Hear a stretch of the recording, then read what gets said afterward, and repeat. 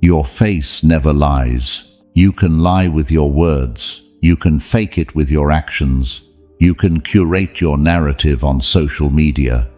But your face, your expression, the tension in your jaw, the hardness around your eyes, the way you avoid other people's gaze that never lies, because your face is the permanent record of how you have lived. Not of what you've said about how you've lived, but of how you have actually existed, day after day, year after year, accumulating tension, stress, resentment, insomnia, anxiety, and all of it, every bit of it gets written onto your face in ways you can't erase with filters or hide with makeup. The Stoics understood something modern culture has completely forgotten. The body does not lie when the mind is suffering. The face cannot hide what the soul is carrying. Expression cannot fake what existence engraves. Marcus Aurelius wrote something specific about this that should unsettle you. Your face reveals the state of your soul more honestly than 1,000 words. Words you can control, but your expression, your gaze, the tension in your jaw, those are the involuntary testimony of how you are really living. That description of the face as involuntary testimony is exactly what you need to understand, because you are not aware of what your face is constantly communicating. You don't notice how you frown while you work. You don't recognize the permanent tension in your jaw. You don't see the hardness that has settled around your eyes.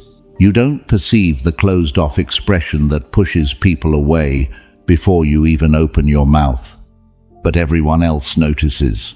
Immediately, unconsciously, instinctively, and they are making decisions about you, whether to trust you, whether to approach you, whether they want to know you based entirely on what your face is communicating without your conscious control.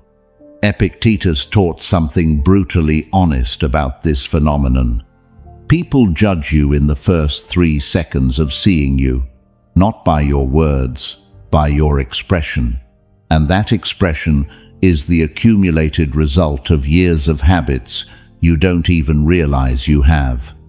That instant judgment based on facial expression is exactly why silent habits are so destructive, because they are silent. You don't notice them, you don't recognize them, you don't believe they are affecting how others perceive you.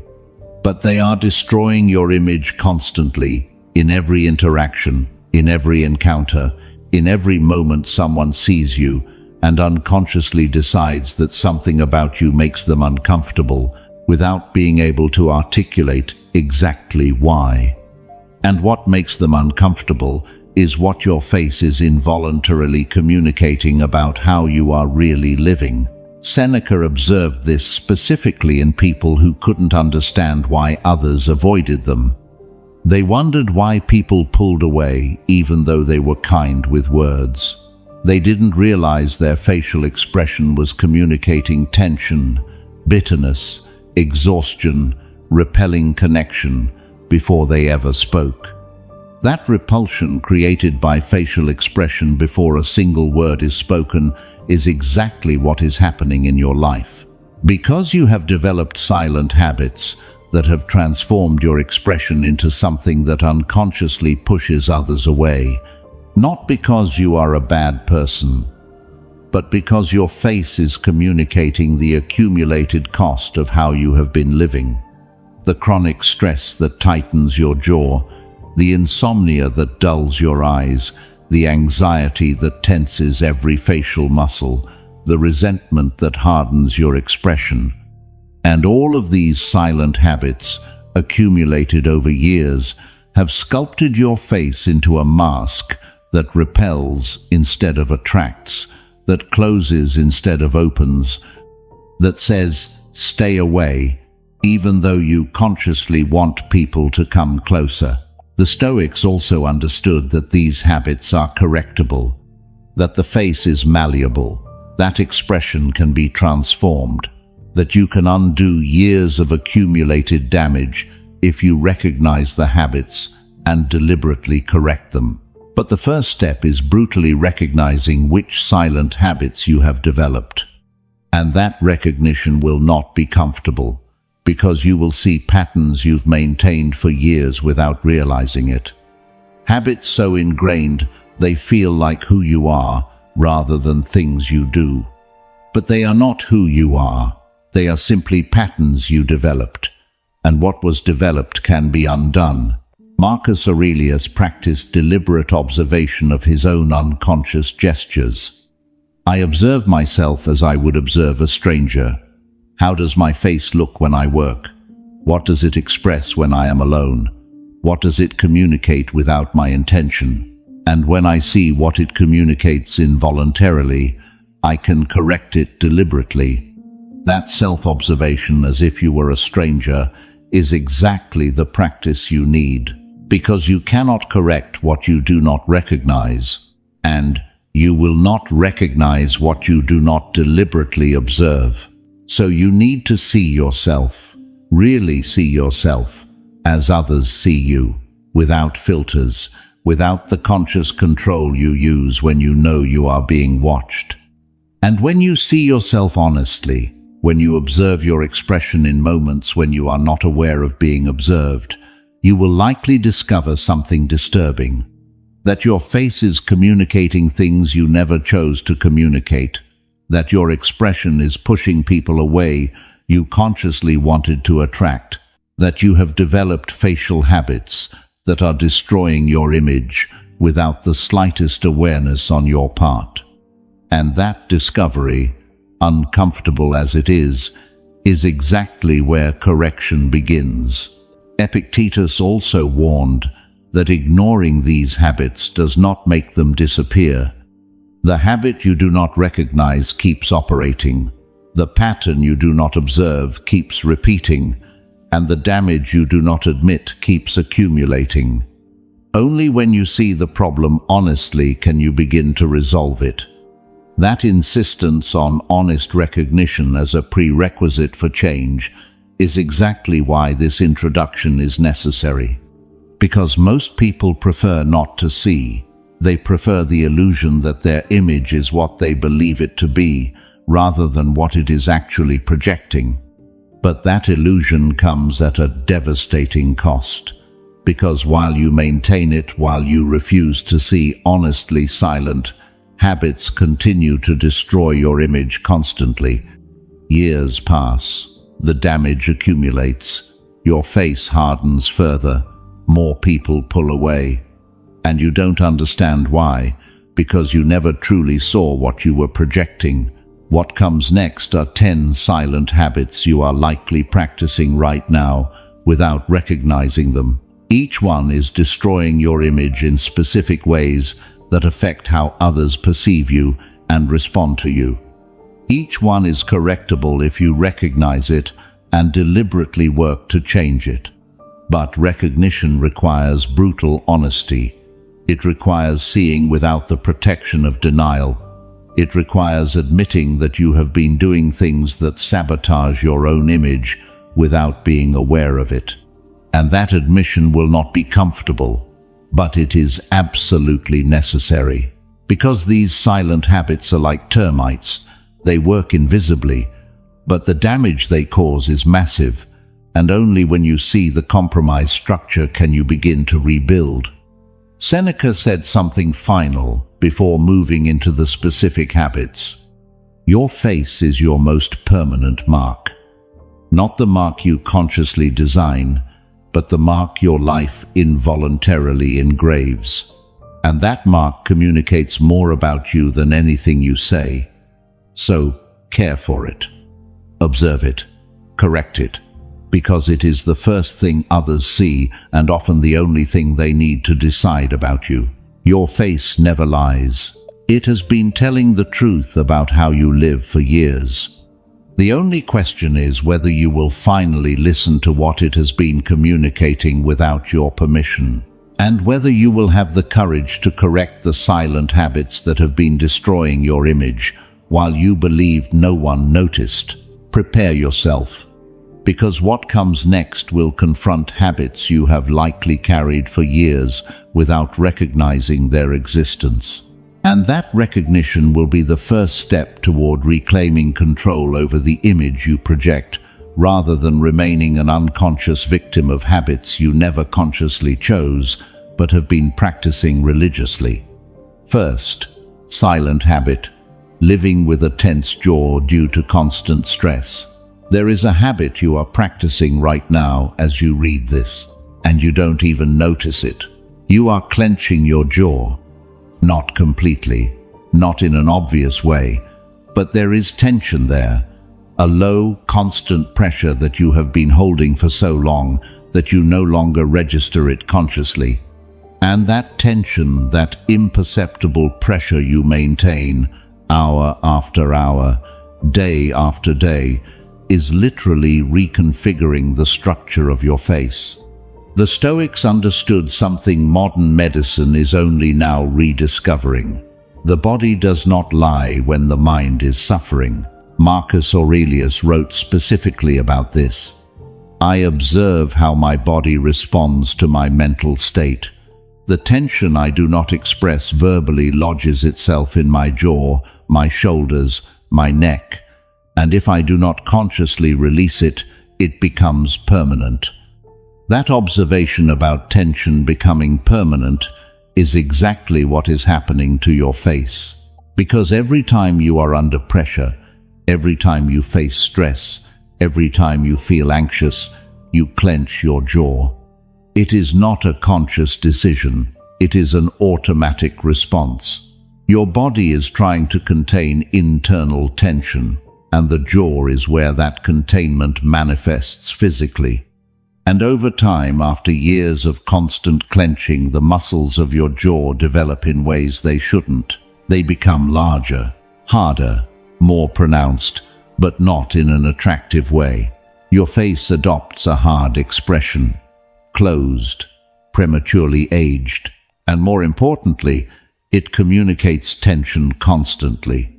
Even when you are calm, even when there is nothing to worry about, your face maintains that tense expression that screams, I am under pressure, to everyone who looks at you. Epictetus also taught his students to observe these physical responses to stress. Your body will tell you what your mind is experiencing if you learn to observe it.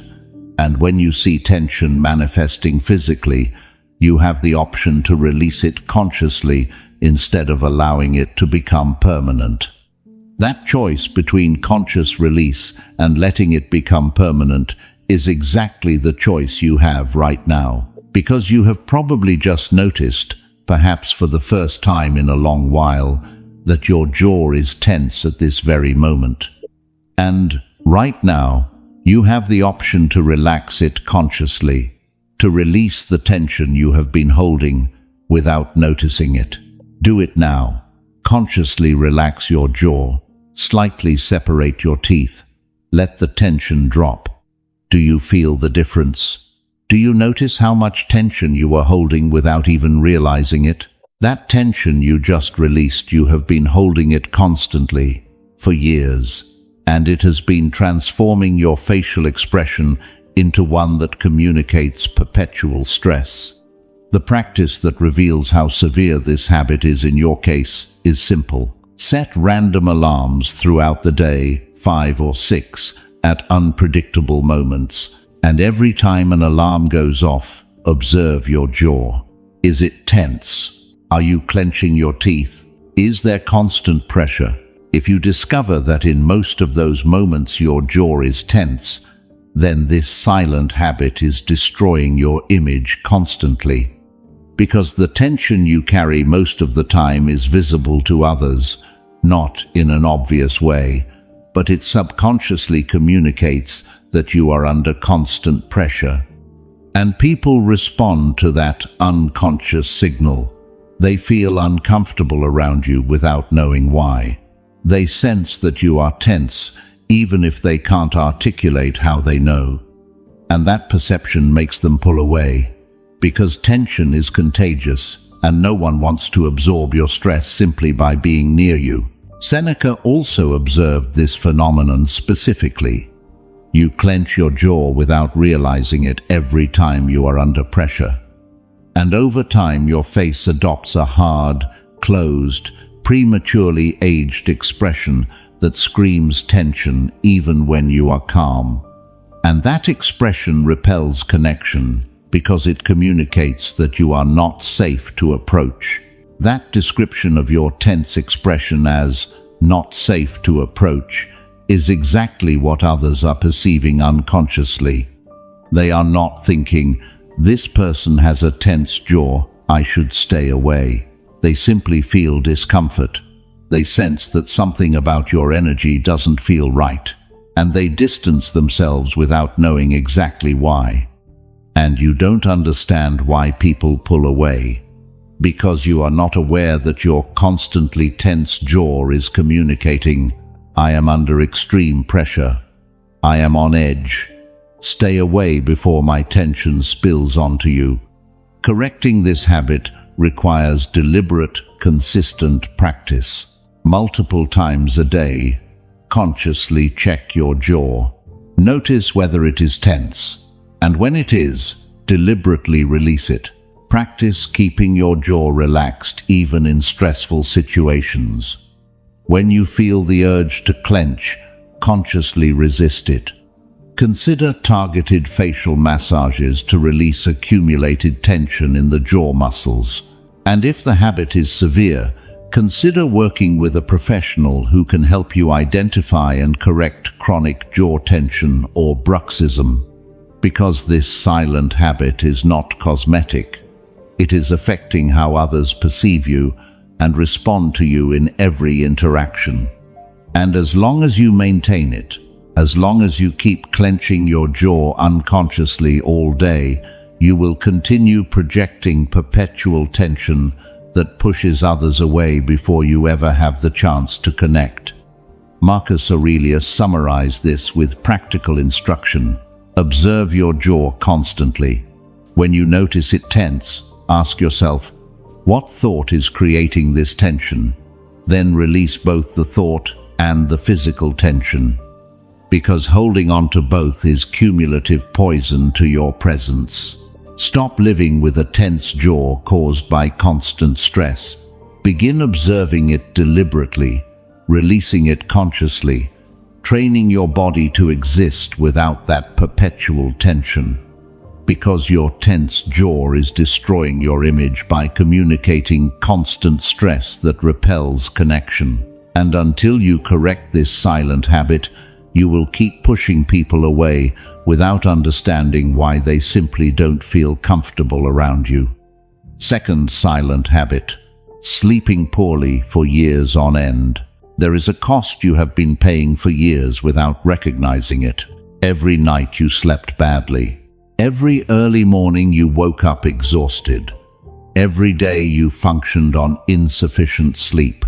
That cost is not only felt internally, it is visible externally, on your face, in your eyes, in your entire expression.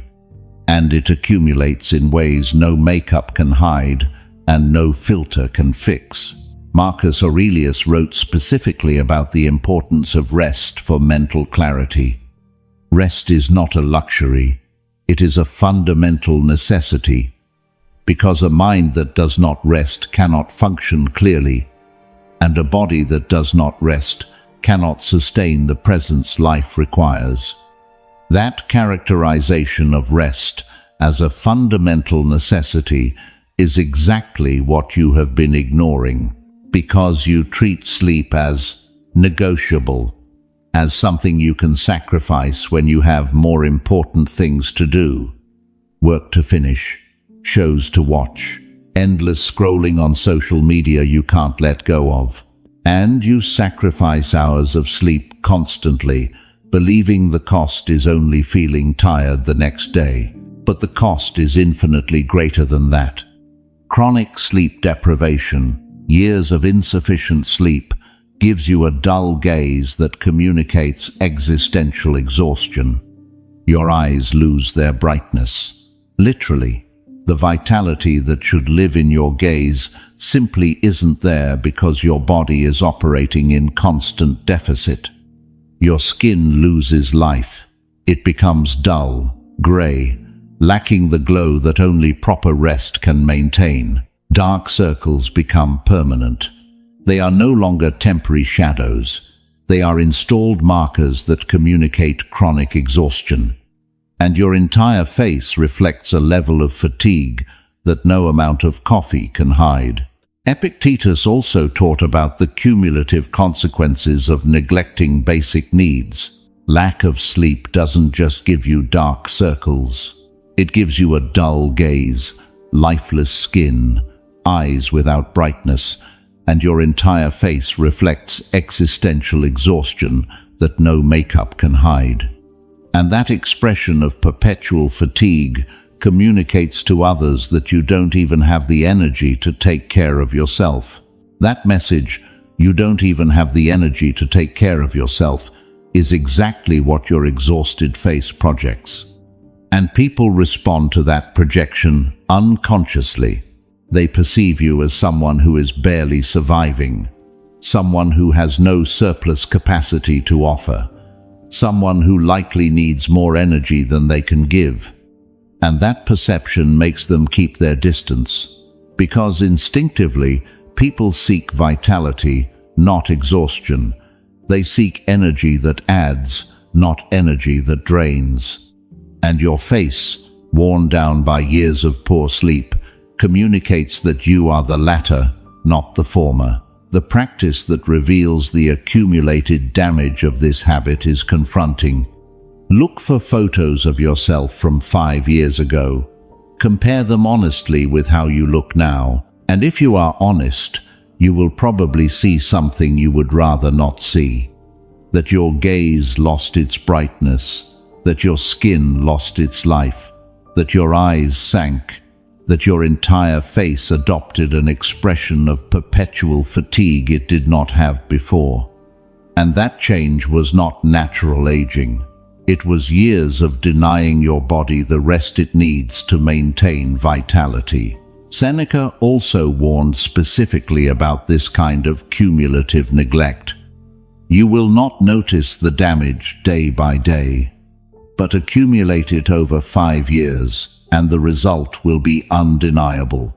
Your face will carry the marks of every night you stole from the sleep your body required. That invisible accumulation, until it becomes undeniable, is exactly what is happening. Because one bad night does not destroy your image, but 5 years of bad nights absolutely do. And the damage shows not only in how you look, but in the energy you project. Because when you are chronically exhausted, you cannot fake vitality. No matter how much you try to act energetic, your exhaustion leaks into every expression, every gesture, every interaction. And people perceive it. Not consciously, but instinctively they feel your energy is dim, that there is no spark, that you are operating on empty. And that perception makes them look for vitality elsewhere, because no one wants to invest energy in someone who clearly doesn't even have energy for themselves. Correcting this habit is straightforward, but it requires real commitment. Prioritize sleep as non-negotiable. 8 hours minimum. No excuses. No sacrificing it for urgent things that almost never truly are. Create a consistent sleep routine, same bedtime, same wake-up time, because consistency allows your body to enter a natural rhythm that optimizes rest. Eliminate screens 2 hours before bed. Blue light is destroying your ability to sleep deeply, and the content is activating your mind when it should be calming down. Invest in an optimal sleep environment, a dark room, cool temperature, quality mattress, because environment directly affects sleep quality. And if after implementing all of this, you still sleep poorly, seek professional help, because chronic sleep deficiency can indicate problems that require medical intervention. Marcus Aurelius summarized this with final clarity. Sleeping poorly for years on end destroys your image in ways no other habit can. Because exhaustion cannot be hidden, it seeps into every aspect of your presence, and it communicates to everyone that you are operating in perpetual deficit. Stop sleeping poorly as if sleep were optional. Begin prioritizing it as the fundamental necessity it is. Because your exhausted face is destroying your image by communicating that you have no vitality even for yourself. And until you correct this silent habit, you will continue projecting existential exhaustion that repels the very opportunities and connections you need energy to seize. 1. Third silent habit: frowning while you think or work. There is something you are doing right now as you process this information, and you have no idea you are doing it. You are frowning. Not dramatically, not in an obvious way, but there is tension between your eyebrows, a slight but constant contraction of the muscles that create those vertical lines. And that contraction, that imperceptible frown you maintain every time you think, every time you concentrate, every time you process information, is literally engraving permanent lines into your face. Epictetus specifically taught the importance of observing these unconscious gestures. Observe how you move when you are not aware of being watched, because those unconscious movements, repeated thousands of times, become the permanent structure of your expression. That transformation of unconscious movements into permanent structure is exactly what is happening between your eyebrows. Because every time you work, every time you read, every time you think intensely, you frown slightly. Not because you are angry, not because you are upset. It is simply your default expression of concentration. But you have repeated that expression thousands of times, tens of thousands of times, for years. And each repetition has been engraving those lines between your eyebrows more deeply, until they are no longer temporary, they are permanent. They are there even when you are relaxed, even when you are happy, even when there is nothing to worry about. And those permanent lines communicate something specific to everyone who looks at you, that you are perpetually worried, angry, or inaccessible. Because those lines are the same ones that appear when someone is genuinely upset. And the human brain is wired to read those lines as a signal of negative emotional state. So, even when you are not upset, even when you feel neutral, your face is communicating, "I'm annoyed," to everyone who looks at you. And that unconscious communication massively affects how others respond to you. Marcus Aurelius also recognized this specific pattern. You spend hours in front of screens with a furrowed brow without noticing it, and those lines between your eyebrows become permanent, making you appear perpetually worried, angry, or inaccessible. And that appearance repels connection, because no one wants to approach someone who looks constantly irritated. That repulsion based on permanent frown lines is exactly what is affecting your interactions. Because people do not consciously think, "This person has frown lines, I should stay away." They simply perceive, unconsciously, that you look irritated, that you look inaccessible, that you look like you do not want to be interrupted. And they respond to that perception by keeping their distance, by not starting conversations, by not seeking connection, because your expression is communicating, "Don't bother me," even when you consciously do not intend that. The practice that reveals whether you have this habit is simple. Place a small mirror next to your computer or wherever you work, and multiple times throughout the day, while you are working or thinking, observe your expression in the mirror. Is your brow furrowed? Is there tension between your eyebrows? Are you creating those vertical lines without realizing it?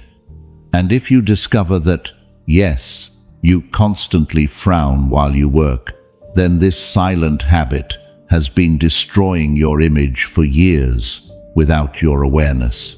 Seneca also warned about the cumulative consequences of these repetitive gestures.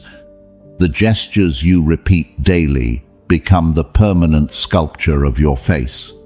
And if the gesture you repeat most is frowning, your face will be sculpted into a permanent expression of irritation that communicates negativity even when you are at peace. That permanent sculpture based on repetitive gestures is exactly what you need to prevent, because you can still correct this if you recognize the habit now and work deliberately to change it. But if you ignore it for another 5 or 10 years, the lines will become so deep that only cosmetic intervention could soften them. And more important than physical appearance is the impact on how others perceive you, because those permanent frown lines constantly communicate that you are negative, irritated, inaccessible, and that communication affects every interaction you have without your conscious control. Correcting this habit requires constant awareness. Set reminders to check your facial expression while you work.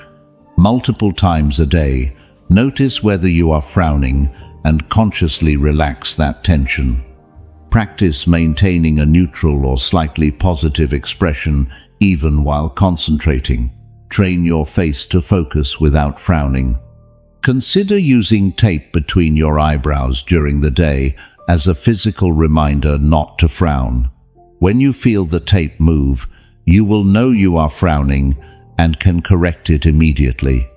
And if the lines are already deep, seek treatments that can soften them while you work to prevent them from deepening further. Epictetus closed on this with practical instruction. Frowning while you think or work engraves permanent lines that communicate perpetual negativity. Observe this habit. Correct it constantly, because your expression of concentration is becoming your permanent expression. Stop frowning while you think or work. Begin consciously observing your facial expression during your daily activities, because that frown you repeat thousands of times is destroying your image by engraving permanent lines that communicate that you are perpetually negative, irritated, inaccessible. And until you correct this silent habit, you will continue repelling connection, because your face is communicating, stay away, even when you consciously want people to come closer. Fourth silent habit, carrying resentment in your face. There are emotions you believe you are hiding successfully. The resentment you feel toward the person who betrayed you, the bitterness over opportunities you lost, the grudge you hold against those who hurt you years ago. You think you keep it contained, that no one knows, that your face reveals nothing when you smile politely and act as if everything is fine. But you are completely wrong, because resentment cannot be hidden. It leaks, it manifests, it installs itself permanently in your facial expression in ways you cannot consciously control. Seneca wrote something devastating about this. Hatred poisons first the one who holds it. Chronic resentment creates micro-expressions of bitterness around the mouth, tension in the eyes, and over the years your face takes the shape of the grudge you carry inside. That description of your face taking the shape of the grudge is exactly what is happening, because every time you think about what was done to you, every time you mentally relive the betrayal, every time you ruminate on the injustice, your face reacts. Not obviously, not in ways you consciously notice, but through micro-expressions. The muscles around your mouth tighten slightly in disgust. Your eyes harden with that cold look that comes from deep resentment. Your jaw clenches with the tension of contained anger. And every time this happens, every time your face adopts those micro-expressions of resentment, you are training those muscles to hold that shape until they are no longer temporary, until they become your default expression, until your face is literally restructured around the resentment you have been carrying for years. Marcus Aurelius also recognized this phenomenon. The resentment you keep is written on your face more clearly than in any journal. The lines of bitterness around your mouth, the hardness settled in your gaze, the perpetual tension in your expression, all reveal the poison you have been holding inside. That revelation of inner poison through facial expression is exactly what others see when they look at you. They do not consciously think, "This person carries resentment," but they unconsciously perceive something bitter, something hard, something that does not invite closeness, and they respond by keeping emotional distance. Because resentment is toxic, and instinctively people avoid emotional toxicity. The practice that reveals whether you carry visible resentment in your face is confronting. Think specifically of someone who betrayed you or hurt you. Mentally relive that moment, and while you do, observe your face in a mirror. What happens to your expression? Do the muscles around your mouth tighten? Do your eyes harden? Does your jaw clench? If you see these reactions, recognize something brutal. Those micro-expressions you just saw do not appear only when you consciously think about the resentment. They appear every time your unconscious mind touches that resentment, which happens constantly throughout the day without you noticing. Every time something vaguely reminds you of that person or situation, your face adopts those micro-expressions of bitterness, and the people around you perceive them without knowing exactly what they are seeing.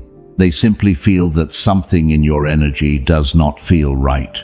Epictetus taught something specific about releasing resentment for the health of your own presence. The resentment you carry does not harm the one who harmed you. It harms you. It installs itself in your face, hardens your expression, and communicates to everyone that you are carrying poison. And no one wants to be near poison, even if it is not directed at them. That description of you as someone carrying poison is exactly how others perceive you when your face shows chronic resentment. Because even if your resentment is toward a specific person, the bitterness it creates in your expression affects how everyone perceives you. Not just the person who hurt you. Everyone, in every interaction, every moment, someone looks at your face and perceives that hardness, that bitterness, that installed grudge. And that perception makes people treat you with distance, because instinctively they feel that getting close to you means potentially becoming a target of the resentment you clearly carry. Seneca also warned about the cumulative consequences of unprocessed resentment. Over the years, your face takes the shape of the grudge you carry inside. Lines of bitterness become permanent. Hardness settles into your gaze as the default expression, and your entire face communicates that you are someone who did not forgive, who did not let go, who is still carrying poison from years ago. That permanent transformation of the face based on chronic resentment is exactly what you need to prevent. Because there is still time. You can still process the resentment, genuinely release it, and allow your expression to soften. But if you carry it for more years, if you keep ruminating on the same betrayals, the same injustices, the same wounds, the transformation will become irreversible. Your face will literally reconfigure itself permanently around bitterness, and you will communicate toxicity in every interaction without being able to control that communication. Correcting this habit requires deep emotional work. Identify the resentment you are carrying. Name the people, the situations, the betrayals you keep replaying. Process that resentment deliberately, not by burying it deeper, but by examining it, understanding it, and consciously deciding to release it. Practice forgiveness not for the other person, but for yourself, because holding resentment is poisoning you far more than it is affecting them. Seek professional help if the resentment is deep and you cannot process it alone, because releasing chronic resentment often requires external guidance. And observe your face as you do this work. Notice how your expression gradually softens as you release the poison you have been carrying. Marcus Aurelius summarized this with devastating clarity. Carrying resentment in your face destroys your image by communicating perpetual bitterness that repels genuine human connection. The grudge you carry is visible in every line around your mouth, every hardening of your gaze, every micro-expression of disgust you cannot control. Stop carrying resentment in your face, not because the other person deserves your forgiveness, but because you deserve to free yourself from the poison that is destroying your expression and repelling every opportunity for genuine connection. Because the resentment you think you are hiding is written clearly on your face. And until you release it, until you genuinely process it and let it go, you will continue communicating toxic bitterness that drives away exactly the people and opportunities you need to come closer. Fifth silent habit: breathing poorly all day. There is something you are doing wrong right now, something so fundamental that it affects literally every aspect of your physical presence. And you do not even notice it because you have been doing it wrong for so long that it feels normal. You are breathing poorly. Not completely wrong, not in a way that makes you suffocate, but wrong in subtle ways that are massively affecting how you look and how others perceive you. The Stoics practiced conscious breathing as a fundamental mental discipline. Marcus Aurelius wrote specifically about this. I observe my breathing constantly, because when I breathe shallowly out of anxiety, my entire body tenses, my face hardens, and I project a nervous energy that others perceive, even if they cannot identify what they are perceiving. That connection between shallow breathing and projected nervous energy is exactly what is happening to you. Because when you are anxious, when you are stressed, when you are under pressure, your breathing automatically becomes shallow. You do not breathe deeply into your abdomen as you should.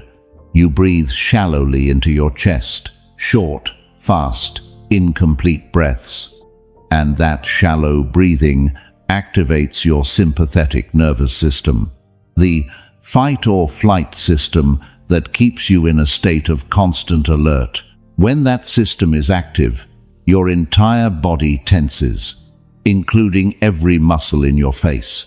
Your jaw clenches, your brow furrows, your eyes harden, your entire expression tightens, and you project a nervous, tense, anxious energy that people unconsciously perceive, and that makes them feel uncomfortable around you. Epictetus also taught his students specifically about breathing as a fundamental practice. When you breathe shallowly due to chronic anxiety, your face tenses, your features harden, and you project a nervous energy that people perceive even if they do not know why they avoid you. Because shallow breathing communicates danger at a subconscious level. That communication of danger through shallow breathing is exactly what others are perceiving. They do not consciously think, this person is breathing shallowly. but their nervous system detects your state of alert, detects your tension, detects that your body is in survival mode, and they respond to that detection with their own state of alert, because nervousness is neurologically contagious. So when you are near someone who breathes shallowly, who projects anxiety through their breathing, your own nervous system activates defensively. That activation feels uncomfortable, and unconsciously, you want to move away from the source of that discomfort. The practice that reveals whether you chronically breathe poorly is simple. For an entire day, set alarms every hour, and each time the alarm goes off, immediately observe your breathing. Are you breathing deeply into your abdomen or shallowly into your chest? Are your breaths long and complete or short and fast? Do you feel adequately oxygenated or do you feel slight tension in your chest? If you discover that most of the time you are breathing shallowly, then this silent habit is constantly destroying your image. Because that shallow breathing keeps your face in perpetual tension, it projects constant nervous energy. It communicates to everyone, unconsciously, that you are in survival mode. And no one wants to connect with someone who is in survival mode, because instinctively that suggests danger is present. Seneca also warned specifically about the physical consequences of chronically inadequate breathing. Shallow breathing does not only affect your mental state, it affects the structure of your face, because when you do not breathe deeply, you do not oxygenate properly. And lack of oxygenation shows in your skin tone, in your expression, in your overall vitality. That visible lack of oxygenation is another aspect of the damage. Because when you chronically breathe shallowly, your face literally does not receive enough oxygen. Your skin tone becomes paler or gray. Your eyes lose their brightness. Your entire expression looks less alive. And that visible lack of vitality communicates that something is wrong, that you are not healthy, that you are not well. And that communication affects how others respond to you in every interaction. Correcting this habit requires constant conscious practice. Multiple times a day, deliberately practice diaphragmatic breathing. Inhale deeply through your nose, feeling your abdomen expand. Exhale fully through your mouth, feeling your abdomen contract. Set reminders to check your breathing regularly. When you notice it is shallow, consciously shift to deep breathing. Practice meditation or breathing exercises daily, because training your breathing outside stressful situations makes it easier to maintain proper breathing during stress. Consider yoga or similar practices that emphasize conscious breathing as a fundamental component. And observe how your facial expression naturally softens when you breathe deeply, how tension releases, how your energy changes. Marcus Aurelius summarized this with practical instruction. Breathing poorly all day keeps your face in perpetual tension and projects nervous energy that repels connection. Observe your breathing constantly. Correct it deliberately. Because the way you breathe directly affects how you look and how others perceive you. Stop breathing poorly all day.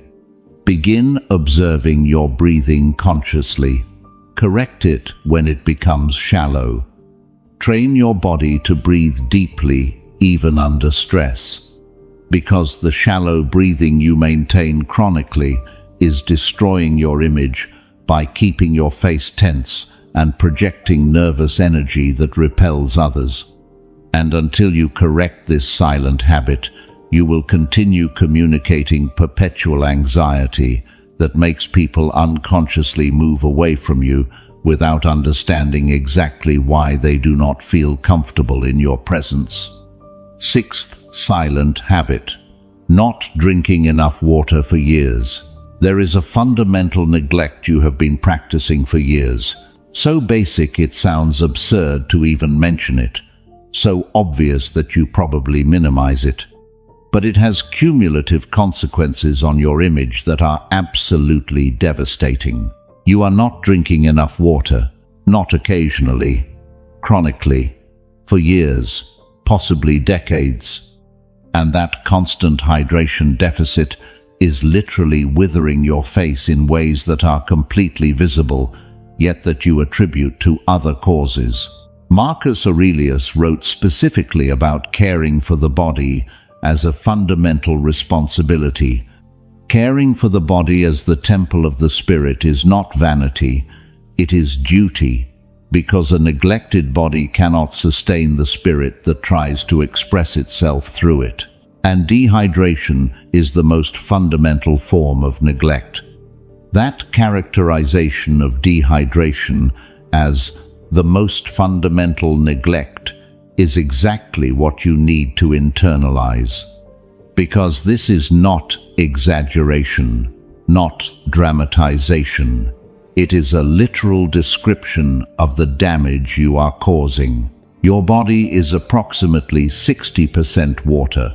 Your brain is 75% water. Your skin, the largest and most visible organ, requires constant hydration to maintain elasticity, tone, and vitality. And when you do not provide that hydration, when you operate in a chronically dehydrated state, the consequences are immediate and cumulative. Your skin loses elasticity. It becomes less flexible, less resilient. Lines form more easily and remain longer.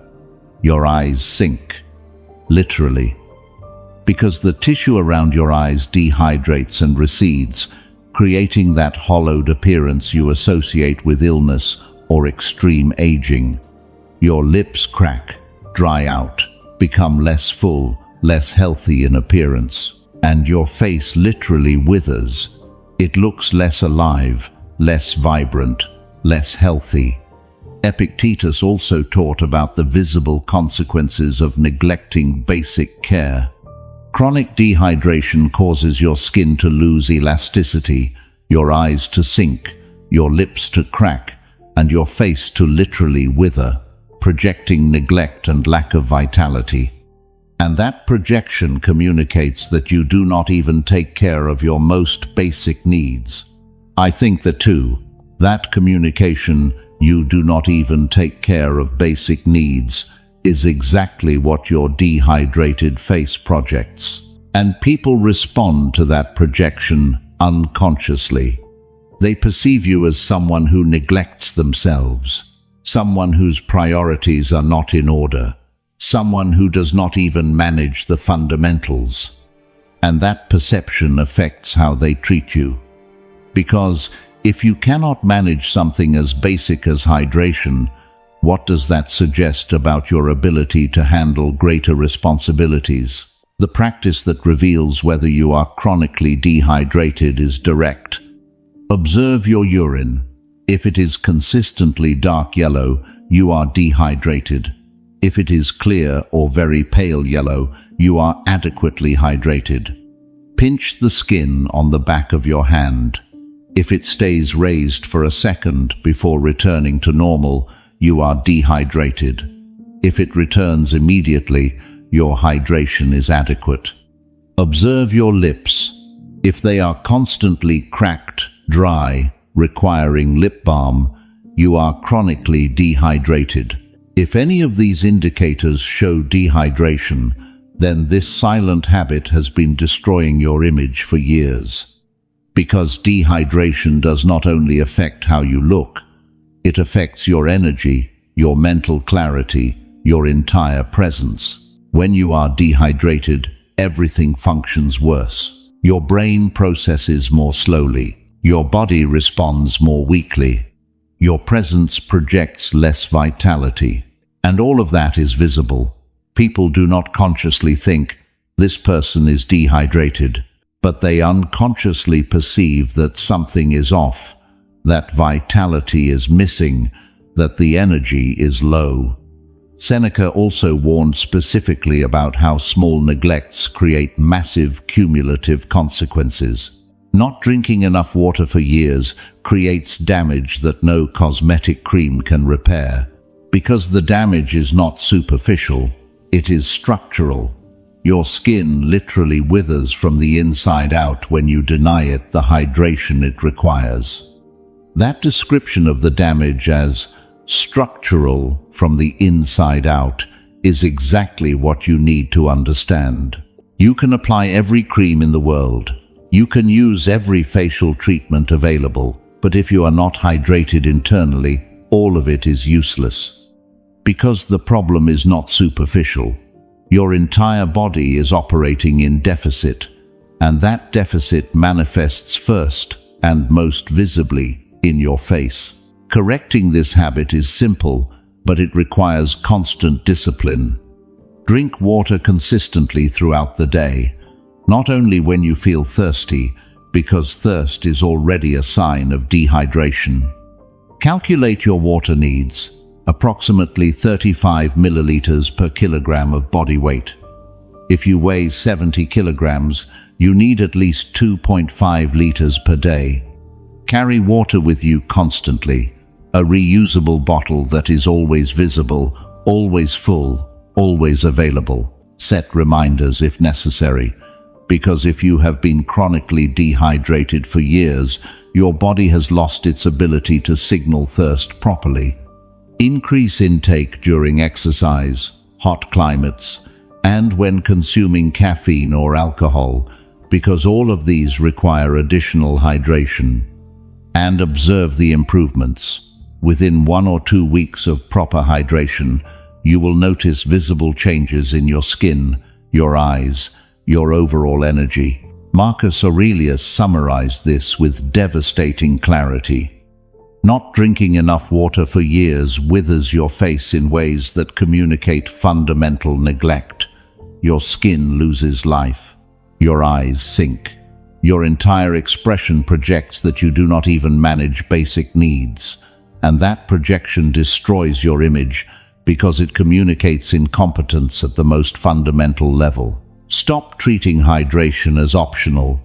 Begin prioritizing it as the fundamental necessity it is. Because your dehydrated face is destroying your image by projecting neglect, lack of vitality, and inability to manage even the most basic needs.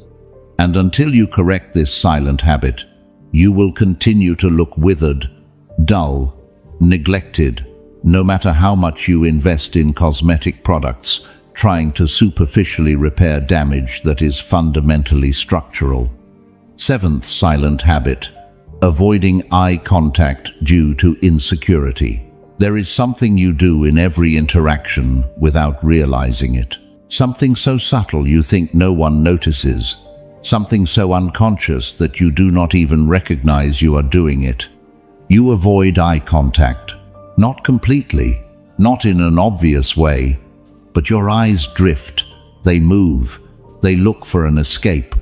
You look at the other person for a second, maybe 2, and then your gaze drops downward, to the side, anywhere except directly into their eyes.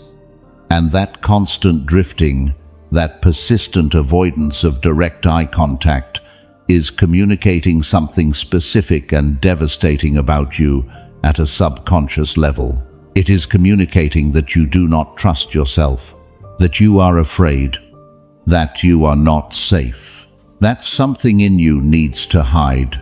Epictetus taught something very specific about the gaze as a window into the soul. The gaze reveals the state of the soul more honestly than any word. When you avoid looking into someone's eyes out of fear or shame, you develop an evasive, fleeing, weak expression that communicates a lack of self-trust before you say a single word. That communication of insecurity before you say a single word is exactly what makes this habit so destructive. Because your ability to maintain direct eye contact is one of the most primitive and powerful indicators of confidence, safety, and honesty. At an evolutionary level, direct eye contact signals that you have nothing to hide, that you are not a threat, but you are not prey either, that you are stable, grounded, trustworthy. But when you avoid eye contact, when your eyes constantly drift away, you trigger every subconscious alarm that signals the opposite, that you are hiding something, that you are not trustworthy, that something in you is weak or uncertain. And people respond to those subconscious alarms immediately. Not consciously, but instinctively. They feel that they cannot fully trust you. Marcus Aurelius also observed this pattern in people who projected insecurity without realizing it. I notice how they avoid my eyes when they speak, and even if their words are strong, their evasive gaze communicates weakness that completely contradicts what they are trying to project, because the eyes cannot lie when the soul doubts. That contradiction between confident words and an evasive gaze is exactly what is happening to you. You can say confident things. You can try to project strength. You can use body language techniques you learned from videos on how to look confident. But if your eyes keep drifting away, if you avoid direct eye contact, that entire projection collapses. Because the gaze is the most honest signal. And when your eyes communicate insecurity, nothing else you say or do can compensate for it. The practice that reveals whether you have this habit is uncomfortable. In your next conversation, consciously observe your eye contact pattern. How long do you actually maintain direct eye contact before looking away? Is it 5 seconds? 3 seconds? 1? And where does your gaze go? Downward, which signals submission? To the side, which signals avoidance? To objects in the room, which signals discomfort?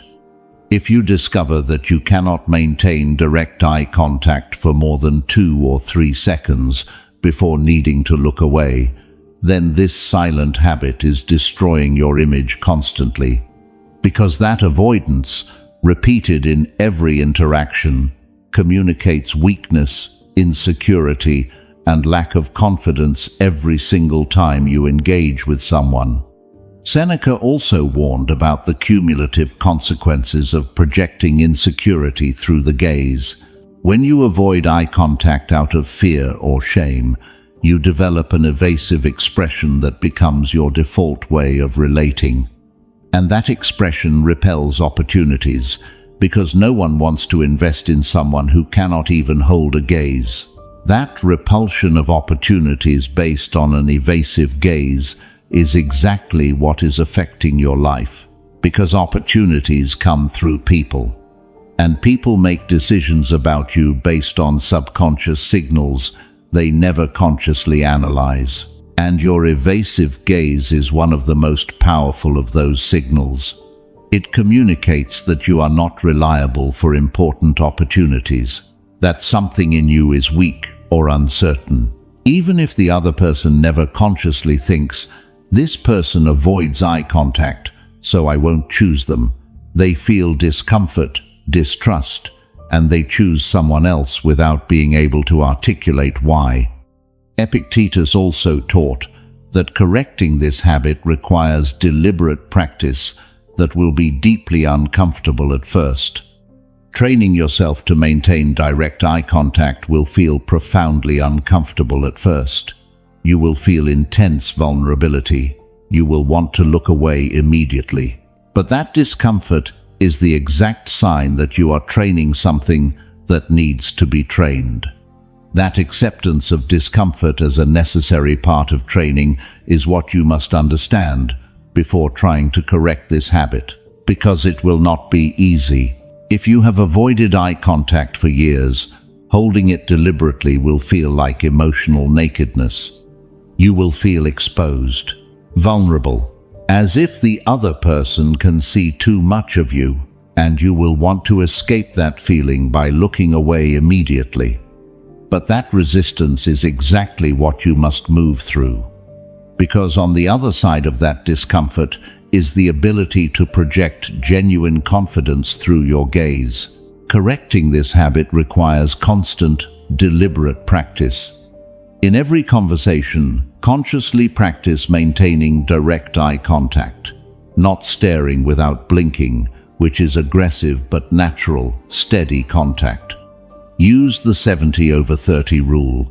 Maintain eye contact about 70% of the time while listening and 30% while speaking. This creates natural balance without aggression. When you feel the impulse to look away, consciously resist it. Stay in eye contact 2 seconds longer than feels comfortable. Gradually, your tolerance will expand. Practice first with safe people, close friends, family. Then gradually move into more challenging interactions, strangers, authority figures, people who intimidate you. And observe how people respond differently when you maintain confident eye contact. How they take you more seriously, how they trust you more, how they perceive you as stronger and more grounded. Marcus Aurelius summarized this with a practical instruction. Avoiding eye contact out of insecurity creates an evasive expression that communicates weakness before you speak. Train your gaze deliberately. Hold eye contact even when it is uncomfortable, because your ability to sustain a gaze communicates more about your confidence than any word you say. Stop avoiding eye contact out of insecurity. Begin deliberately training yourself to maintain direct eye contact, even when it feels deeply uncomfortable. Because that evasive gaze you have developed is destroying your image, communicating weakness, insecurity, and lack of confidence in every interaction. And until you correct this silent habit, you will continue to repel opportunities and trust, because your eyes are constantly communicating that you are not safe, not reliable, not strong before you ever get the chance to prove otherwise, through action. 8th silent habit, maintaining a defeated body posture. There is something you are doing right now as you read this. Something so habitual you no longer notice it. Something so ingrained that it feels like your natural posture. You are slouched. Not dramatically, not in a way that feels alarming, but your shoulders are slightly rolled forward. Your chest is slightly collapsed. Your head is subtly pushed forward instead of stacked over your spine. And that posture, this physical configuration you maintain, hour after hour, day after day, year after year, is literally reconfiguring not only your spine, but the structure of your face and the way others perceive you. The Stoics understood deeply that body and mind are connected in ways that are not obvious, but absolute. Marcus Aurelius wrote specifically about this. I observe how bodily posture affects the state of the mind, and the mind the posture of the body. When I collapse, my mind weakens. When I stand upright, my mind strengthens. And both states are visible in my face before I speak. That two-way connection between posture and mental state is exactly what you need to understand, because it is not only that you slouch because you feel defeated. It is that slouching actively creates and reinforces the feeling of defeat. Your body is constantly sending signals to your brain about your condition. And when your body is in a posture of collapse, protection, submission, your brain interprets that as evidence that you are losing or under threat. It responds accordingly. Lower testosterone, higher cortisol, less confidence, more anxiety. And all of that is reflected in your face, in your expression, in how you look and how others perceive you. Epictetus also taught explicitly about posture as a foundational Stoic practice. Chronic slouching does not only damage your spine. Over time, it changes the structure of your face. Your double chin becomes pronounced, your expression dulls, and you project defeat before you open your mouth. Because posture is not only physical, it is a declaration of your inner state. That idea of posture as a declaration of your inner state is exactly what others are reading when they look at you. They do not consciously think, "This person is slouched, therefore defeated." But subconsciously, they register weakness, collapse, lack of vitality, and they respond to that signal accordingly. With less respect, less seriousness, less consideration. Because your posture is already communicating that you have lost, that you are not competitive, that you do not deserve full respect. The practice that reveals whether your posture is destroying your image is confrontational. Take a side profile photo of yourself without preparing, without adjusting your posture consciously. Capture your default posture when you are not aware of being observed. Look at it honestly. Are your shoulders forward? Is your chest collapsed? Is your head pushed forward instead of aligned over your spine? If the answer to any of those is yes, then this silent habit is destroying your image every single day. Because chronic slouching does not only affect how you feel, it affects how you look. When you slouch consistently, fat accumulates under your jaw because the skin is constantly folded.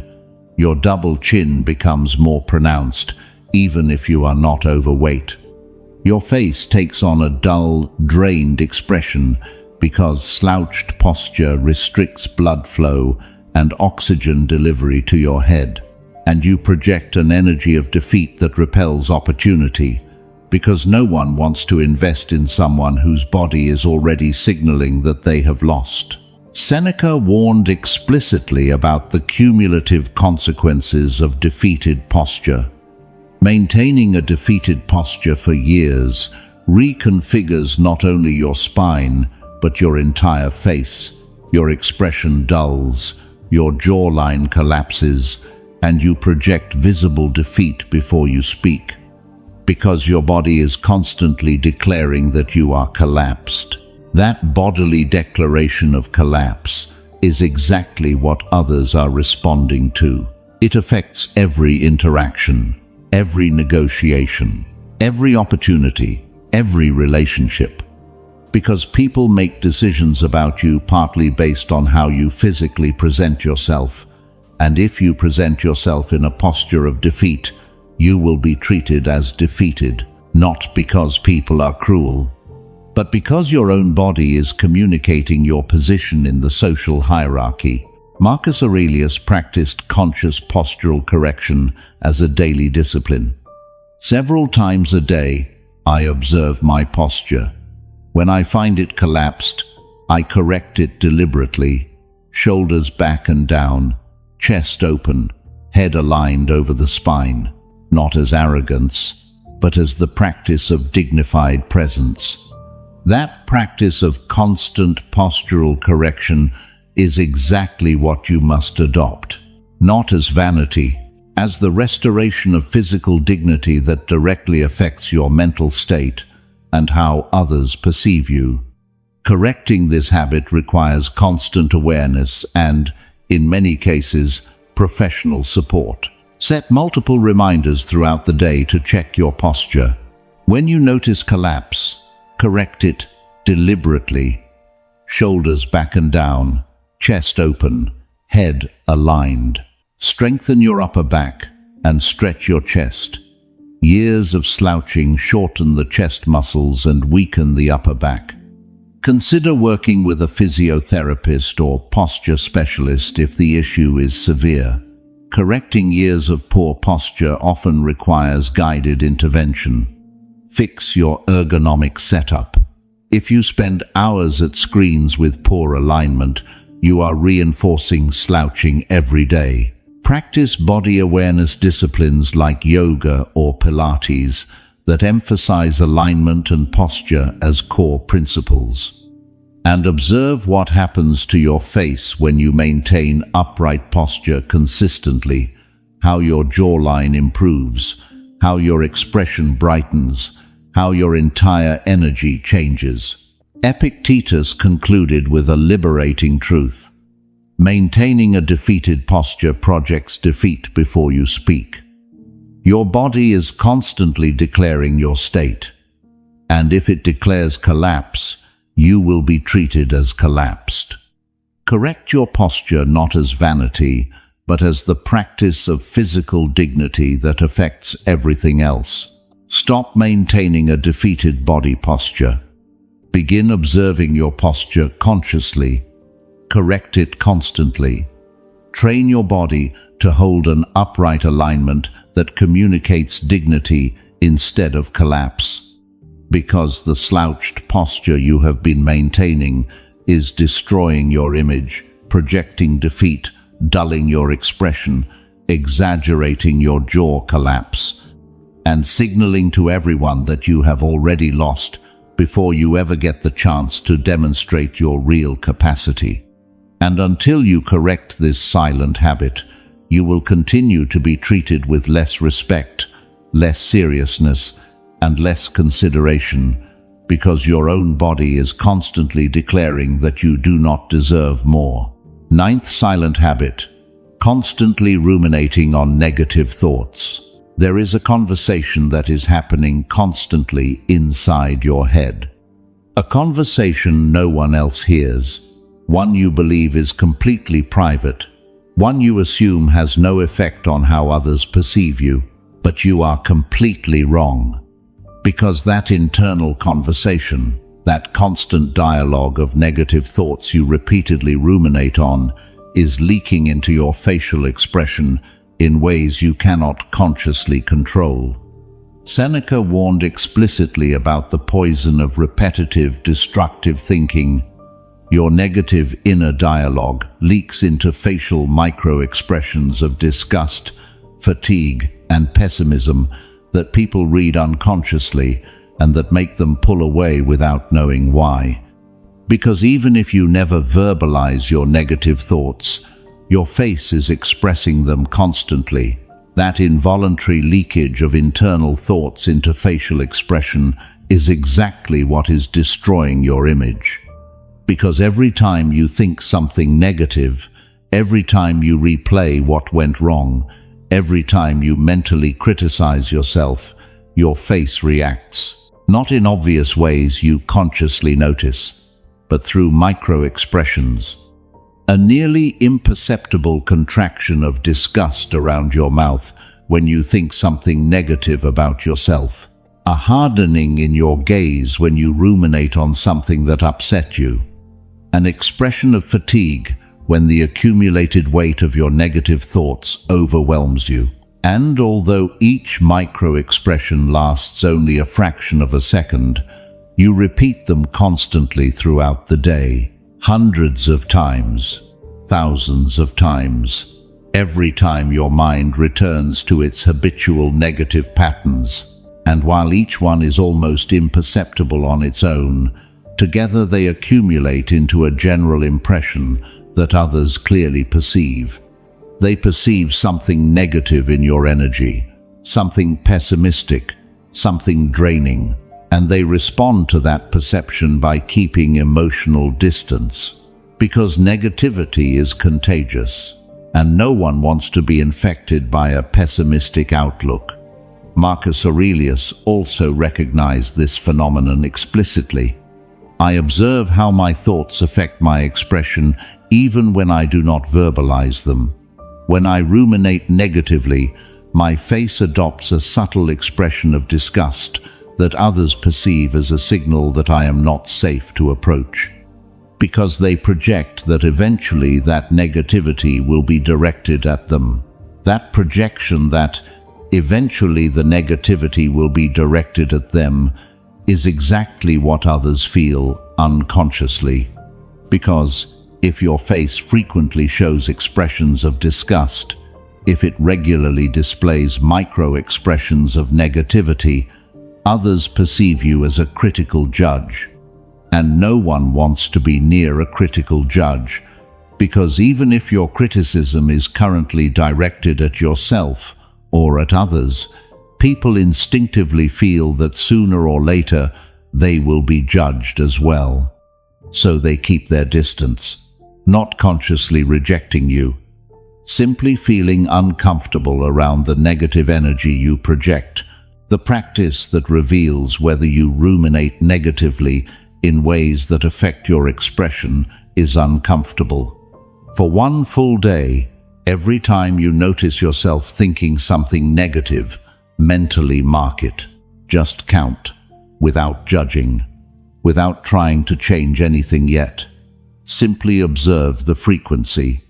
And if by the end of the day you discover that you had hundreds of negative thoughts, if your inner dialogue was predominantly critical, pessimistic, or problem-focused, then this silent habit is constantly destroying your image. Because all of those negative thoughts are creating micro-expressions that accumulate into a general impression that you are a negative, pessimistic, draining person. Epictetus also taught about the practice of observing and redirecting the inner dialogue. Your negative inner dialogue leaks into facial micro-expressions that people read unconsciously. You cannot control micro-expressions directly, but you can control the thoughts that create them. Change your thoughts and your expressions will change automatically. That connection between changing internal thoughts and automatically changing external expressions is exactly the path of correction. Because you cannot consciously control every micro-expression. They happen too quickly and are too automatic. But you can control which thoughts you allow yourself to ruminate on repeatedly. And when you change your thought patterns, your micro-expressions change automatically. Seneca also warned explicitly about the cumulative consequences of chronic mental negativity. Constantly ruminating on negative thoughts creates a perpetually disgusted facial expression that repels human connection. Because even if you never verbalize the negativity, your face communicates it constantly. And people flee negative energy even if they cannot articulate exactly what makes them uncomfortable. That flight from negative energy is exactly what is affecting your relationships and opportunities. Because people gravitate toward positivity, optimism, and uplifting energy, and instinctively avoid negativity, pessimism, and draining energy. And if your face is constantly displaying micro-expressions of negativity because your mind is constantly ruminating on negative thoughts, you are automatically categorizing yourself as draining energy that others will avoid. Correcting this habit requires deliberate and consistent mental work. Practice intercepting negative thoughts as they appear, not suppressing them violently, but recognizing them and consciously redirecting your attention. Implement a daily gratitude practice. Because gratitude is a direct antidote to negativity. You cannot be genuinely grateful and negative at the same time. Observe patterns in when you are most negative, certain times of day, certain situations, certain people, and develop specific strategies for those high-risk moments. Practice cognitive reframing. When you notice a negative thought, ask yourself, is there another way to see this? What could be neutral or even positive about this situation? Consider cognitive behavioral therapy if the negativity is deep and chronic, because negative thought patterns that have been ingrained for years often require professional intervention to correct. And observe how your facial expression naturally softens when your inner dialogue becomes more neutral or positive, how people respond differently, how they feel more comfortable around you. Marcus Aurelius summarized this with a final instruction. Constantly ruminating on negative thoughts filters negativity into your facial expression and repels connection. Your inner thoughts are not private. They express themselves involuntarily through micro-expressions that others read unconsciously. Change your inner dialogue, and your external image will change automatically. Stop constantly ruminating on negative thoughts. Begin observing your inner dialogue. Intercept negativity. Deliberately redirect it toward neutrality or positivity. Because that negative inner dialogue you believe is private is destroying your image by leaking into constant micro-expressions of disgust, pessimism, and exhaustion, repelling exactly the people and opportunities you need to draw closer. And until you correct this silent habit, you will continue projecting negative energy that others instinctively avoid, without being able to articulate exactly why they do not feel comfortable around you. 10th, silent habit: not smiling genuinely for years. There is something you used to do naturally when you were a child, something you expressed without thinking, without calculating, without controlling. You smile genuinely. From real joy, from authentic connection, from the simple pleasure of being alive. But at some point over the years, that changed. Not dramatically, not all at once. Gradually, imperceptibly, you stopped smiling genuinely. And now, if you are brutally honest with yourself, you will recognize something disturbing. You cannot remember the last time you smiled from genuine joy, not as an automatic social gesture, not as a polite mask, but as an authentic expression of truly feeling something positive. Marcus Aurelius wrote specifically about joy as a fundamental Stoic virtue. Joy is not frivolity. It is the appropriate recognition of the good that exists even in difficult circumstances. And when you spend so much time on autopilot that you forget how to truly smile, your face freezes into a neutral, cold mask that repels human connection. That description of your face as a neutral, cold mask is exactly what has happened. Because when you stop smiling genuinely, when years pass without expressing authentic joy, the muscles of your face forget how to create that expression. Literally, this is not a metaphor. The muscles that create a genuine smile atrophy from lack of use, and your face adopts a default expression of neutrality that others perceive as coldness, distance, emotional inaccessibility. And that perception makes them keep their distance.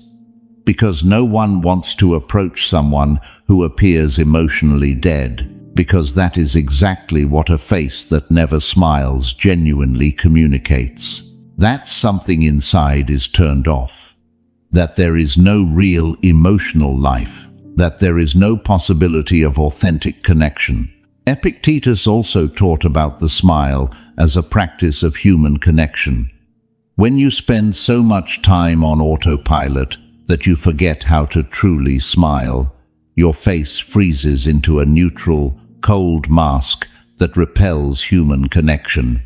Because no one wants to approach someone who appears emotionally dead. A genuine smile is not weakness, it is a sign of preserved humanity. That framing of a genuine smile as a sign of preserved humanity is exactly what you need to understand. Because, in your attempt to protect yourself, in your effort not to be vulnerable, in your strategy to maintain control, you froze your emotional expression. And in that freezing, you lost the ability to signal that you are still human, that you can still feel, that you are still accessible for connection. And without that signal, others perceive you as a cold machine, as someone operating purely in functional mode with no real emotional life, and that perception makes them unwilling to invest in connection with you. Because why try to connect with someone who appears incapable of genuine emotional connection? The practice that reveals whether you have lost the ability to smile genuinely is confronting. For an entire week, observe how many times you smile, and more importantly, observe what type of smile it is. Is it an automatic social smile you produce because it is polite? Or is it a genuine smile that arises from actually feeling something positive? And to identify the difference, notice whether the smile reaches your eyes. Because a genuine smile, known as a Duchenne smile, involves the muscles around the eyes, creating crow's feet. A fake smile, the automatic social one, only involves the mouth. The eyes remain cold and unchanged, revealing that the smile is a mask, not an authentic expression. And if you discover that all your smiles during the week were of the second type, if you never smiled genuinely with your eyes, then this silent habit is destroying your image in the deepest possible way, because you are constantly communicating that you are emotionally shut down, that there is no real life inside, that you are not accessible for genuine human connection. Seneca also warned about the consequences of losing connection with positive emotions. Not smiling genuinely for years creates a perpetually neutral expression that others perceive as emotional coldness, and that coldness repels even those who would want to connect with you, because it signals that emotional reciprocity is not possible. That perception that emotional reciprocity is not possible is exactly what is devastating about this habit. Because human relationships, all relationships require emotional reciprocity. They require both people to be able to feel, express, and share emotions, not dramatically, but authentically. And when your face never shows genuine joy, when you never smile in a way that reaches your eyes, you are signaling that this reciprocity is not available. You are communicating that investing emotionally in you will be one-sided, that you will offer functionality, but not real emotional connection. And even if that is not your intention, even if internally you do feel emotions, if you do not express them, if your face remains frozen in perpetual neutrality, others have no way of knowing that there is real emotional life inside you. Marcus Aurelius also recognized that recovering the capacity for genuine joy requires deliberate practice. Joy, like any virtue, requires practice. If you have spent years without expressing it genuinely, you must retrain your facial muscles, your mind, your capacity to allow positive emotions to manifest. It will not happen automatically. It requires deliberate work. That need to retrain your ability to express joy is exactly what you are facing. Because you cannot simply decide, I will smile genuinely now, and have it happen immediately. You have spent years training your face not to express. You have developed such strong control over your expressions that you blocked even the genuine ones. And undoing that block, recovering the ability for authentic expression, requires deliberate and consistent work. Correcting this habit requires multiple approaches at the same time. Internal work, reconnecting with positive emotions. Practice identifying and acknowledging positive emotions when they arise, because you are probably feeling them, but immediately ignoring or minimizing them. Actively seek experiences that generate genuine joy. Do not wait for them to appear passively. Create deliberate opportunities to feel positive emotions. Eliminate cynicism that blocks positive emotions. Because you likely developed a cynical outlook as protection, and that outlook is blocking your capacity to feel joy. External work on facial expression. Practice smiling genuinely in front of a mirror. Notice which muscles activate, how a smile that reaches the eyes feels compared to one that only involves the mouth. Deliberately exercise the muscles of a genuine smile. It sounds absurd, but it works. Practice activating those muscles repeatedly so they regain the function they lost from years of disuse. In real interactions, when you feel even a small positive emotion, practice expressing it through a genuine smile. Not exaggerated, but authentic. Work on emotional vulnerability. Recognize that expressing emotions genuinely requires vulnerability. It requires letting go of control. It requires allowing others to see that you feel, and that vulnerability likely terrifies you, because you developed your neutral mask as protection against being hurt. But that protection comes with a devastating cost. It protects you from pain, but it also isolates you from connection. It keeps you safe, but it keeps you alone. And at some point, you must decide whether the cost of perpetual protection is worth more than the possibility of genuine connection. Epictetus closed on this with a liberating truth. Not smiling genuinely for years freezes your face into a mask that repels human connection. But recovering the ability to smile authentically restores your visible humanity. And that humanity is exactly what invites connection instead of repelling it. That recovery of visible humanity is exactly what you need, because you have been operating like a functional machine. Effective, perhaps, but cold, inaccessible, emotionally dead in appearance. And even if internally you have emotions, even if you can feel, if you do not express them, if your face remains frozen, no one can know that there is real life inside you. Marcus Aurelius summarized this with a final instruction. Not smiling genuinely for years destroys your image in the deepest possible way. It communicates that you are emotionally dead, that reciprocity is impossible, that investing in connection with you will be one-sided.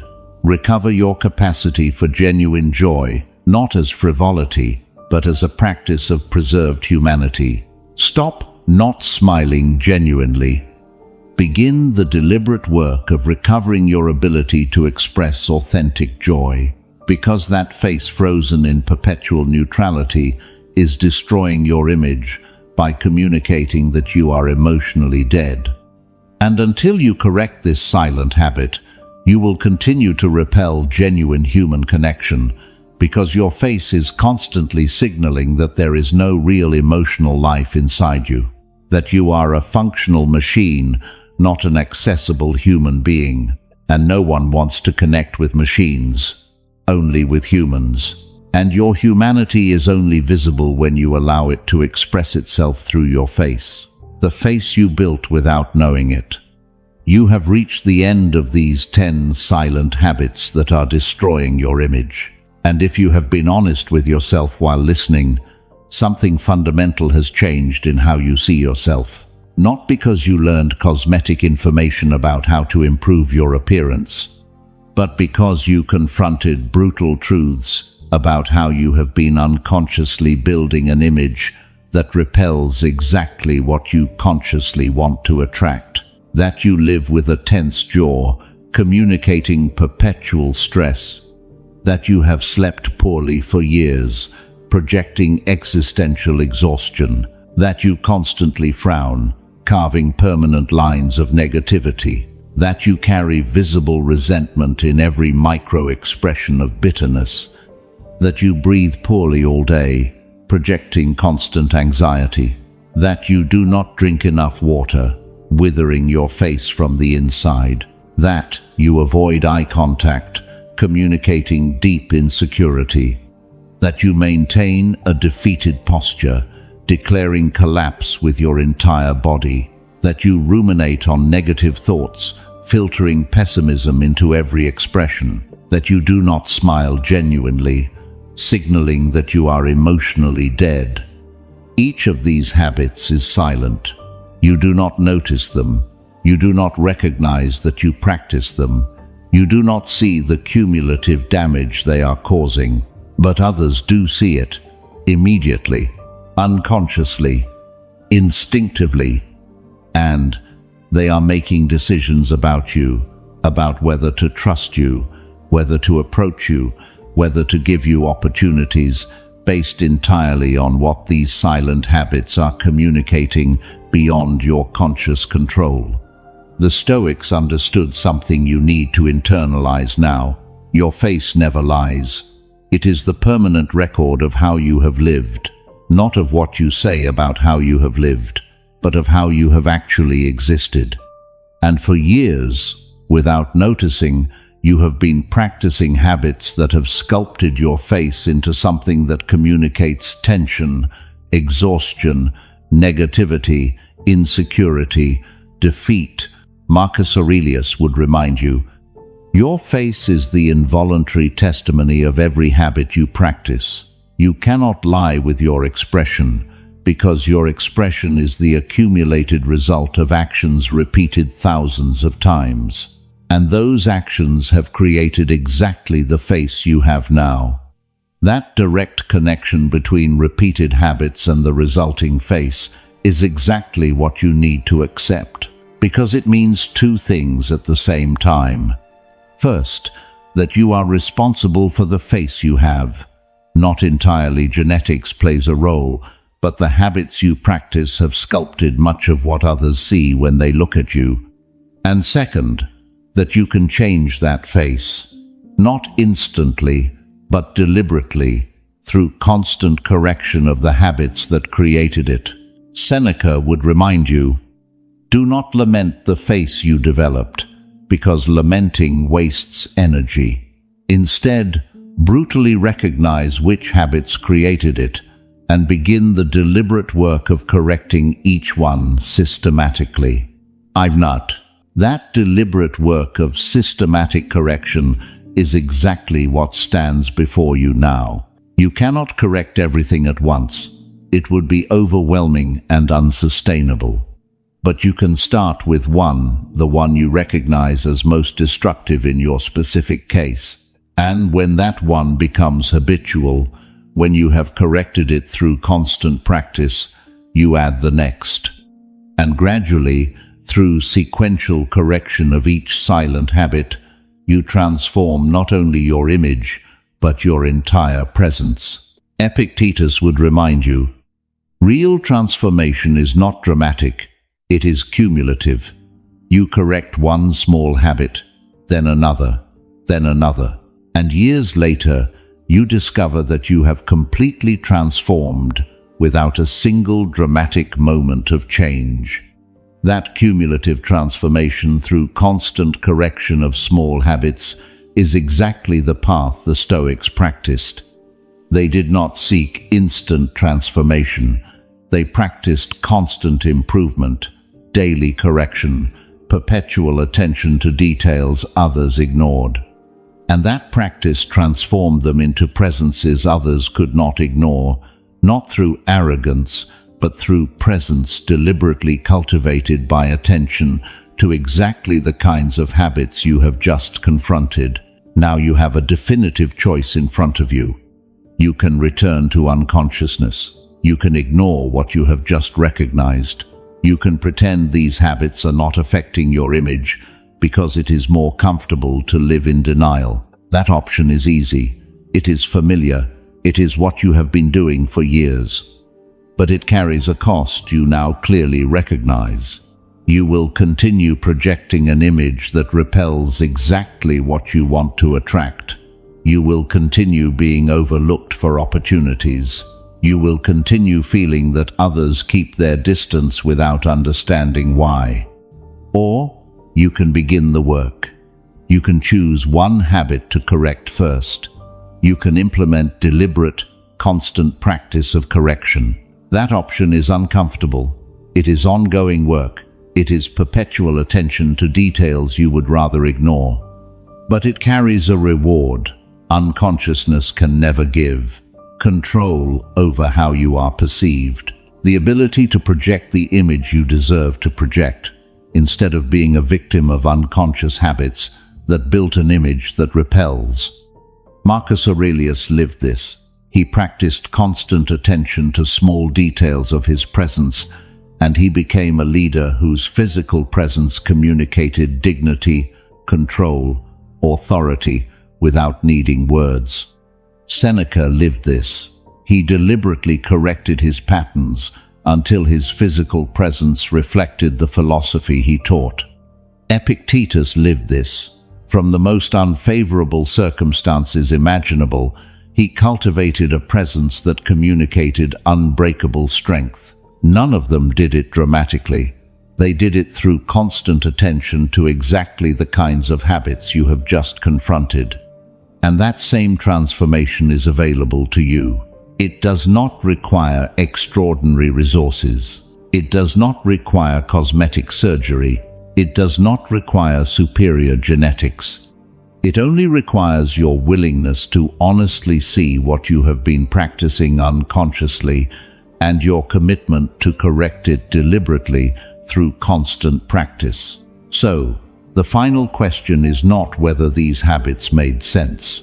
The question is, will you begin the work of correction? Or will you remain an unconscious victim of silent habits that are destroying your image while you pretend not to notice that others treat you differently than you wish to be treated? That choice is entirely yours. No one can make it for you. Not even these revealed habits can force you to correct them. They can only show you why your image does not match your potential and give you the exact map of what to correct to close that gap. Seneca spoke the final truth about this. Your face never lies. It has been telling the truth about how you live for years. The only question is whether you will finally listen to what it has been communicating without your permission, and whether you will have the courage to correct the silent habits that built it. Your face never lies. It has been communicating tension, exhaustion, negativity, insecurity, defeat, not because you are fundamentally those things, but because you have been practicing habits that communicate them. And now that you know, now that you have confronted each habit brutally, you have the power to change what your face communicates. Not tomorrow, today. Not with all habits at once, with one first. Not dramatically, through constant practice of correction. The Stoics showed you the path. They lived this exact practice. They transformed their presence through attention to details others ignored. And they left you specific instructions you have just received. Now only your decision remains. Ignore it and continue as a victim of unconscious habits, or begin the deliberate work of correction that will transform not only your image, but your entire presence. Choose wisely, because your face will continue telling the truth about how you live. The only question is which truth you want it to tell, the truth of unconscious habits that destroy, or the truth of deliberate practice that builds. Your face is waiting for your decision, and it will begin reflecting it immediately. Your voice matters here more than you think. Every insight you share strengthens and elevates this community, because this isn't just another space. It's a circle of people who choose to live with intention, with discipline, and with character. Each of you leaves a mark, and the reflection that receives the most support will be pinned as a banner of who we are.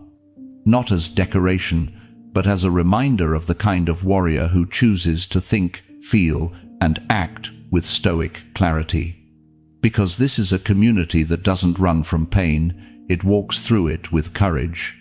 A community that doesn't look for cheap comfort, it seeks wisdom. A community that doesn't break under adversity, it turns it into strength. And if you've made it this far, it's because something inside you is already shifting. Something is waking up.